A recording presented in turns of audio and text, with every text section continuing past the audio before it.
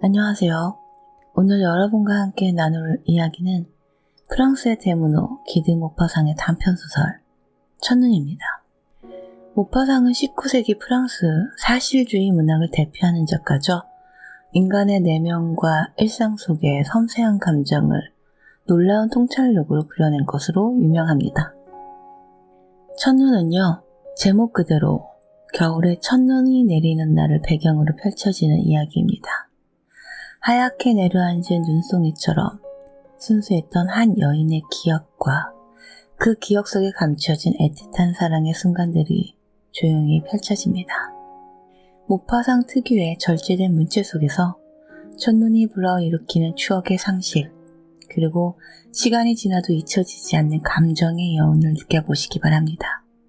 그럼 지금부터 모파상의 첫눈을 시작하겠습니다. 첫눈.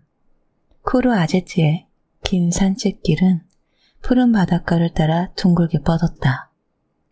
저 멀리 오른쪽에는 에스테르 산맥이 바다로 쑥 빠져나왔다.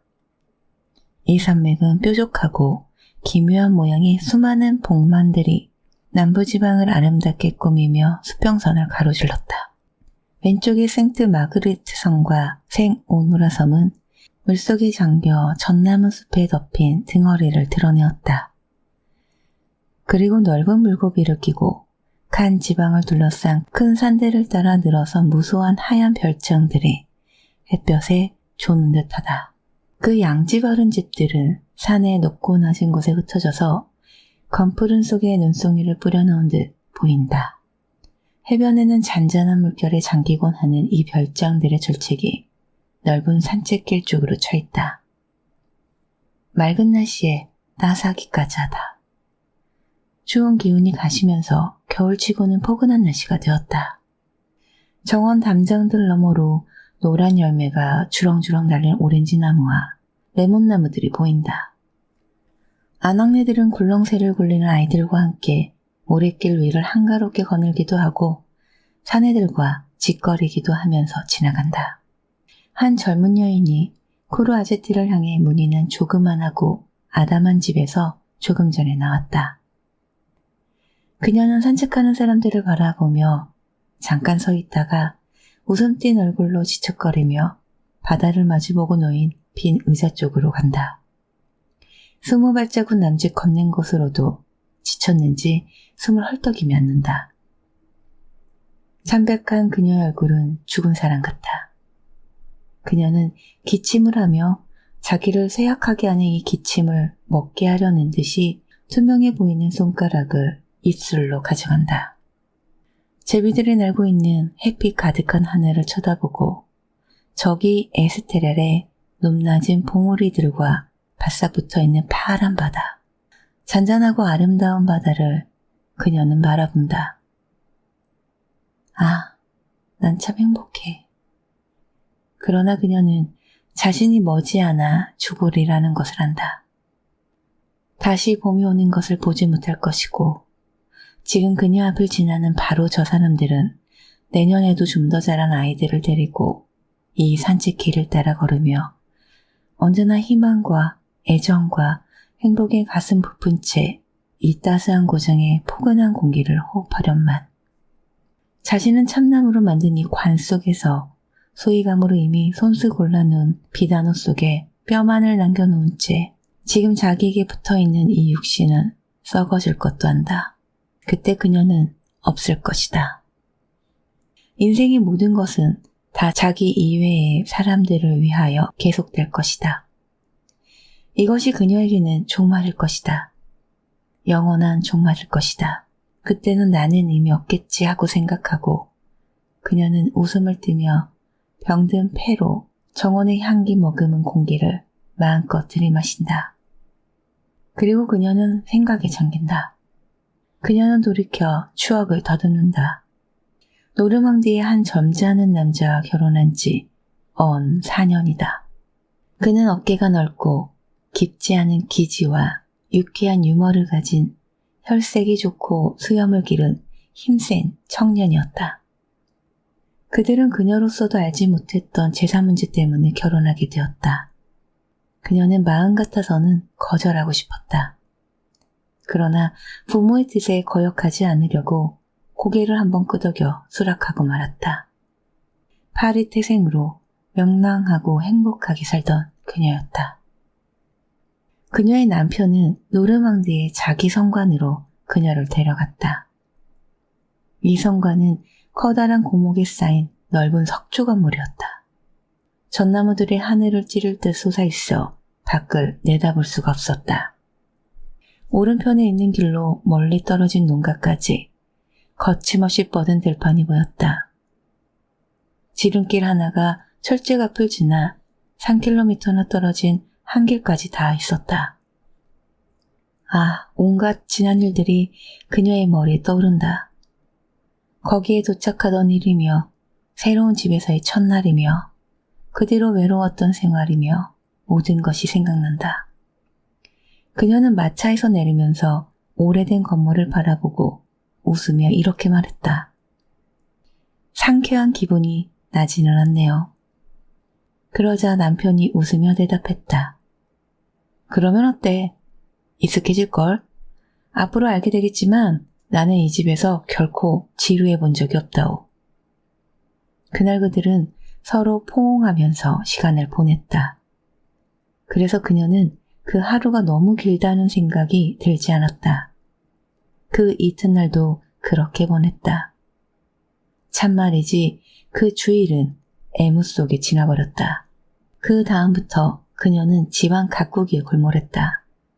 여기에 한 달이 걸렸다. 하찮은 일들에 열중하면서 하루하루가 지나갔다. 그녀는 살림에서 사소한 일의 가치와 중요성을 배워갔다. 철 따라 몇 푼 더하기도 하고 덜하기도 하는 달걀값에도 관심을 가지게 되었다. 여름이었다. 그녀는 곡식 거두는 것을 보러 들러 나갔다. 햇빛의 즐거움으로 그녀의 마음도 즐거웠다. 가을이 되었다. 남편이 사냥을 다니기 시작했다.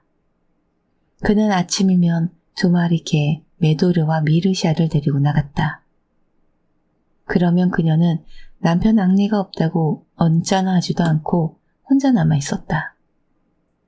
그녀는 그를 퍽 아껴주었으나 그를 보고 싶어 하진 않았다. 그가 돌아오면 그녀의 정은 개들이 다 차지했다. 그녀는 어머니 같은 자의를 가지고 저녁마다 개들을 보살피고 한없이 쓰다듬어주고 자기 남편에게는 그래 볼 생각조차 못했던 수많은 어여쁜 애칭을 붙여주었다. 남편은 그녀에게 언제나 자기 사냥 이야기를 들려주었다. 전에 자고새를 보았던 곳을 표시를 해두었다거나 조제프 르당트의 클로버 밭에서 산토끼를 전혀 찾아볼 수 없으니 놀라운 일이라는 등 때로는 아브르의 르샤펠리아 씨가 하는 짓에 분개하기도 했다. 르샤펠리아 씨가 남편 앙리드 파르빌이 손수 세워놓은 사냥 미끼를 떼어가려고 경계 주변을 끊임없이 엿본다는 것이다. 그녀가 대답했다. 그래요. 아무리 생각해봐도 그건 나쁜 짓이죠. 정말. 겨울이 왔다. 노르망디의 겨울은 춥고 비가 많이 내린다. 그칠 줄 모르는 소나기가 가파른 큰 지붕의 기왓장들 위에 하늘을 향해 우뚝 선 물기둥같이 내리 퍼부었다. 길은 진창이 되고 들판도 온통 진흙투성이가 되었다. 그리고 쏟아지는 빗소리 말고 아무 소리도 들리지 않았다. 또 빙빙 돌아 날아다니다 구름같이 퍼지는 까마귀 떼가 밭에서 어울려 싸우다 날아가 버리는 것 말고는 아무런 움직임도 보이지 않았다. 4시쯤이면 날아드는 검은 까마귀 떼는 시끄럽게 소리 지르면서 성 왼쪽에 있는 커다란 밤나무들 속에 와서 앉곤 했다. 1시간 가까이 이 가지 끝에서 저 가지 끝으로 푸득푸득하며 서로 싸우는 듯도 하고 까욱까욱 울기도 하면서 잿빛까지 위로 시커멓게 날아다녔다. 그녀는 가슴을 죄며 쓸쓸한 대지 위에 어둠이 깃들 때에 그 무시무시한 우울에 빠져 저녁마다 그 모습을 바라보았다. 그러다가 그녀는 등불을 가져오라고 종을 쳤다. 그러고는 불 가까이로 갔다. 그녀는 습기가 밴 이 커다란 방들이 데펴지질 않아 자꾸만 장작을 짚이곤 했다. 온종일 그녀는 객실에서도 식당에서도 침실에서도 춥기만 했다. 뼛속까지 추운 것 같이 여겨졌다. 남편은 저녁을 먹으러나 겨우 들어올 뿐이었다. 왜냐하면 늘 사냥질 아니면 밭갈이, 씨 뿌리기 등 온갖 시골 일에 바쁘기 때문이었다. 그는 즐거운 표정으로 후투성이가 되어 돌아와서는 손을 비비며 큰 소리로 말했다. 아우, 날씨가 참 대먹지 않았어. 또는 불이 있으니 좋군. 하거나 때로는 이런 말을 묻기도 했다. 오늘 뭘 했어? 기분 좋소? 그는 행복했다. 모험이었고 평온하고 단조로운 이 생활 외에 다른 것은 꿈도 꾸지 않으며 아무런 욕심 없이 잘 지낸다. 12월에 들어서 눈이 내리기 시작하자 세월과 더불어 인간도 그렇듯 몇백 년 사이에 점점 더 을씨년스러워지는 듯한 이 고성의 냉랭한 공기에 그녀는 몹시 괴로워했다. 그래서 어느 날 저녁 그녀는 남편에게 이런 요구를 했다. 여보, 앙리, 여기다 난로를 하나 놓도록 해줘요. 그러면 벽도 좀 말릴 수 있을 거예요. 정말이지 아침부터 저녁까지 하루 종일 추워요. 처음에는 이런 저택에 난로를 놓는다니 가당치 않은 생각이라고 말도 못 꺼내겠다. 그에게는 은쟁반에다 개밥을 차려주는 것이 오히려 더 자연스러워 보였다. 얼마 있다가 뱃속에서 힘차게 터져나오는 웃음으로 자꾸 웃으면서 여기다 난로를 놓다니 참 그만 웃겨. 그녀가 그렇지 않다고 말했다.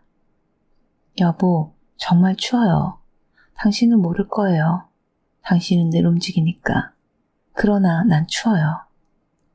그가 여전히 웃으면서 대꾸했다. 괜찮아, 상관없어. 게다가 추운 편이 건강에 좋다오. 당신 건강도 오히려 나아질 거요. 당신이나 나나 절절 끓는 집에서 살던 파리지애는 아니지 않소. 더군다나 곧 봄이 올 거 아니오. 정월 초승께 커다란 불행이 그녀에게 닥쳐왔다.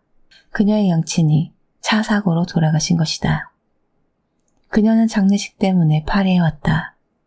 그 후로 근 6달 동안 오직 슬픔 속에 묻혀 지냈다. 날씨가 따스해지자 그녀는 그런 슬픔에서 벗어난 듯 조금 나아지기도 했다. 그러나 가을이 되도록 그녀는 비탄 속에서 살았다. 추위가 또 닥쳐오자 그녀는 다시금 우울한 앞날을 대면하게 되었다. 어떻게 해야 할 것인가? 속수무책일 뿐이었다. 이제부터 그녀에게 무슨 변화라도 일어날 것인가? 아무런 기미도 없었다. 어떤 기대가, 어떤 희망이 그녀의 마음을 소생시킬 수 있을 것인가? 그럴 만한 것도 없었다. 그녀를 진찰한 어느 의사는 그녀가 결코 아이를 가질 수 없을 것이라고 단전적으로 말했다. 다른 해보다도 더욱 살을 애는 듯한 매서운 추위에 그녀는 계속 시달렸다. 떨리는 손을 붉게 타오르는 불에 쬐었다. 훨훨 타오르는 불 곁에서 얼굴이 벌겋게 되었다. 그래도 싸늘한 냉기가 뼛속까지 스며들고 살과 옷 사이를 파고들었다. 그래서 그녀는 전신을 떨었다. 밀어 닥치는 찬바람, 극성맞고 험상궂고 악착스러운 원수 같은 찬기온이 온 집안에 꽉 차 있었다. 그녀는 항상 그 찬바람과 부닥쳤고 그러노라면 그녀의 얼굴, 손 또는 목덜미에 그 찬바람은 쉬지 않고 그 숨결을 풀어댔다. 그녀가 다시 난로 이야기를 꺼냈다. 그러나 남편은 마치 그녀가 터무니없는 것을 요구한다는 듯이 듣고 넘겨버렸다. 난로를 놓는다는 것은 파르빌, 그에게는 성경의 보석을 발견하는 것만큼이나 전혀 있을 수 없는 일같이 보였다. 볼일이 있어 루앙에 갔던 그는 구리로 만든 예쁜 열기구를 하나 사다가 휴대용 난로야 하고 웃으면서 아내에게 주었다. 그러고서 그것이면 이제 그녀의 죄를 맞기에 충분하다고 생각했다. 석 달 금은깨가 되자 그녀는 이대로 더는 살 수 없을 것 같았다. 그래서 어느 날 저녁 식사를 하면서 그녀는 조심스럽게 이런 제의를 했다. 여보, 봄이 되기 전에 파리에 가서 한두 주일 지내지 않겠어요? 남편은 어리둥절했다. 뭐? 파리? 파리에 가서? 뭐 때문에 그래? 별소리를 다 하는구려. 안 돼. 자기 집이 제일 좋은 법이야. 당신은 때로 이상한 생각도 다 하오. 그녀는 말을 더듬으면서 그러면 우리도 좀 기분 전환이 될 텐데 했다. 그러나 그는 이해해주지 않았다. 기분 전환을 위해 뭐가 필요한 거요? 극장? 야외? 시내에 나가 저녁 사 먹는 거? 허나 당신도 여기 오면서부터 그런 오락 따위는 기대해선 안 된다는 것을 알았을 텐데. 그녀는 그 말의 내용과 어조 속에서 꾸지람 같은 것을 느꼈다. 그녀는 잠자코 있었다. 그녀는 고집을 부리거나 맞서지 않는 수줍고 온화한 성격이었다. 어느 날 저녁 그녀가 나무들 둘레를 빙빙 떠도는 까마귀 떼를 바라보았다. 그때 그러지 않으려 했으나 저절로 눈물이 고였다. 그녀의 남편이 들어왔다. 그는 매우 놀란 표정으로 물었다. 무슨 일 있어? 그녀의 남편은 더할 수 없이 행복했다. 이 밖의 생활을 꿈꿔본다거나 다른 즐거움을 생각해 본 적이 결코 없었다.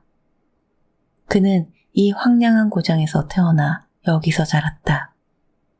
그는 정신적으로나 육체적으로나 아무 고통 없이 자기 집에서 살아왔다.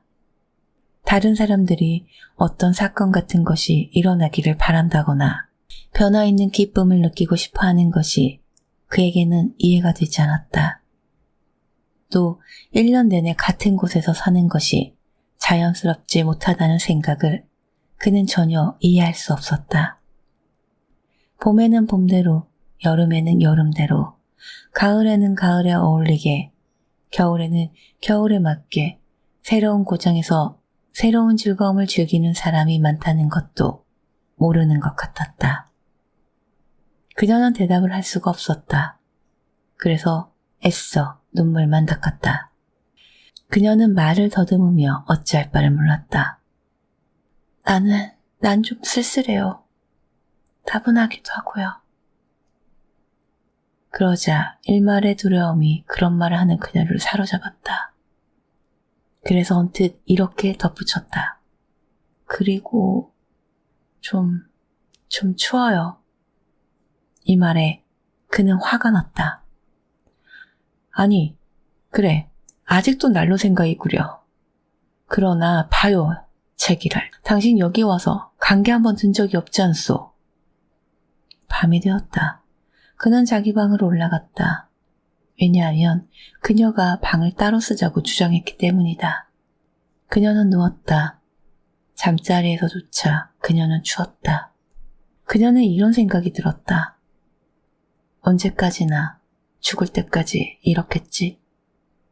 그리고는 남편을 생각해봤다. 어떻게 나에게 그런 말을 할 수 있을까? 당신 여기 와서 감기 한번 든 적이 없지 않소? 라고. 그녀가 고생한다는 것을 그가 알게 되려면 병이 나서 몹시 기침이나 해야 할 것이 틀림없다. 그래서 그녀는 약하고 수줍은 성격임에도 복받치는 노여움에 사로잡히고 말았다. 기침을 몹시 하게 될 것이 틀림없다. 그제서야 아마도 남편이 그녀를 측은하게 여길 것이다. 이제 그녀가 기침을 하게 될 것이 틀림없다. 그녀가 기침하는 것을 들으면 의사를 불러올 것이다. 그녀의 남편은 그때야 알게 되겠지. 그녀는 종아리를 드러내놓은 채 맨발로 일어났다. 그리고 어린애 같은 생각이 떠올라 웃음 지었다. 기어이 난로를 놓고 말겠어. 결국 그렇게 될걸? 난로를 하나 놓아야겠다는 결심을 그가 하도록 나는 기침을 해야겠다. 그리고 그녀는 거의 다 벗은 채 의자에 앉았다. 그렇게 1시간, 2시간을 기다렸다. 그녀는 추에 떨었다. 그러나 감기에 걸리지 않았다. 그러자 그녀는 비상수단을 쓰기로 마음먹었다. 그녀는 소리를 내지 않고 침실을 나와 계단을 내려와서 정원으로 나가는 문을 열었다. 눈에 덮인 땅은 죽은 듯 했다. 그녀는 불쑥 벗은 발을 내디뎌 이 부드럽고도 차디찬 눈 속에 발을 묻었다. 쓰라린 상처처럼 오싹 추운 느낌이 가슴속까지 올라왔다. 그러나 다른 한 발도 내디디며 서서히 층계를 내려가기 시작했다. 그리고 나서 그녀는 잔디밭을 건너서 앞으로 걸어가며 혼잣말로 중얼거렸다. 저 전나무 숲까지 가봐야겠다. 그녀는 맨발을 눈 속에 넣을 때마다 숨이 막히도록 헐떡이면서 종종 걸음으로 걸어갔다. 자기 계획대로 다 했다는 것을 스스로에게 납득이라도 시키려는 듯 그녀는 첫 번째 전나무를 손으로 만졌다. 그리고 나서 돌아섰다. 하도 기운이 빠지고 전신이 마비된 것 같이 여겨져서 그녀는 2-3번은 넘어지는 줄 알았다. 그리고도 집 안으로 들어오기 전에 그녀는 또 그 차가운 눈 위에 앉았다. 심지어 눈을 뭉쳐 가슴에 문지르기도 했다. 그 다음에 그녀는 들어와 자리에 누웠다. 1시간이 지나자 그녀는 목구멍이 간질간질한 것 같았다. 그 간지러운 기운이 사지를 따라 퍼졌다. 그래도 잠이 들었다. 그 이튿날 그녀는 기침이 나서 일어날 수가 없었다. 그녀는 폐출혈로 정신을 잃고 말았다. 이런 실신 상태에서도 그녀는 난로를 찾았다. 의사는 난로를 하나 놓으라고 억지로 권했다. 결국 앙리는 굴복하고 말았다. 그러나 그것은 심히 화가 나서 마지못해 굴복이었다. 그녀의 병세는 호전되지 않았다. 깊이 병든 폐는 생명에 대한 불안마저 주었다. 부인이 여기 계시면 겨울을 나지 못할 겁니다. 의사가 말했다. 그녀는 남부지방으로 보내졌다. 그녀는 칸에 와서 새삼 햇빛을 깨닫고 바다를 사랑했으며 꽃핀 오렌지나무 향기에 호흡했다. 그 다음에 봄이 되자 그녀는 노르로 옮겨졌다. 그러나 이젠 그녀는 병이 낫는 것을 두려워하며 기나긴 노르망디의 겨울에 대한 공포심을 가지고 살아가고 있었다. 그래서 몸이 나아지려 하자 밤마다 지중해 따스한 해변을 그려보면서 창문을 열어놓았다. 이제 그녀는 머지않아 죽을 것이다. 그녀는 그것을 안다. 그녀는 행복하다.